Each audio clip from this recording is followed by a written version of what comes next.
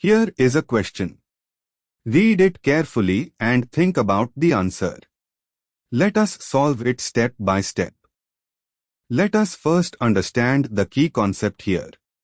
The reaction of benzaldehyde, IChO, with benzene in the presence of H2SO4 proceeds via electrophilic aromatic substitution, Friedel-Crafts type acid-catalyzed condensation.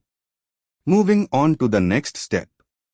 Under acidic conditions, H2SO4, benzaldehyde is protonated at the carbonyl oxygen to generate a highly electrophilic oxocarbenium ion, PHCH is equal to OH+, which acts as an electrophile.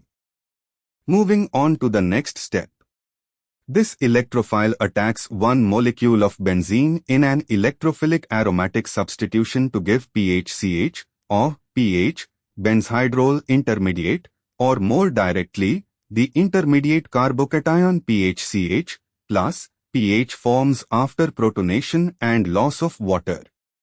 And for the final step, since two equivalents of benzene are used and the reaction is driven by H2SO4, the benzhydrol intermediate, PH2CHO, loses water under acidic conditions to form the carbocation PH2CH+.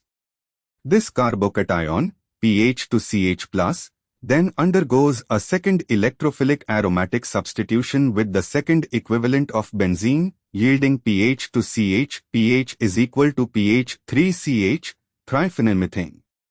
PHCO plus to PHH PH3CH plus H2O under H2SO4 catalysis. Why other options fail?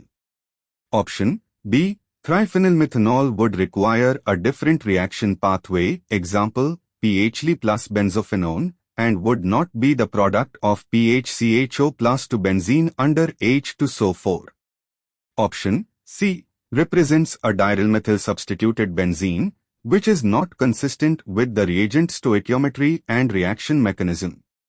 Option D. PH2CH2, diphenylmethane, would be the product if only one equivalent of benzene reacted fully, but with two equivalents and excess acid, the reaction goes further to give the trityl product. Therefore, the correct answer is A. Therefore, the correct answer is option A.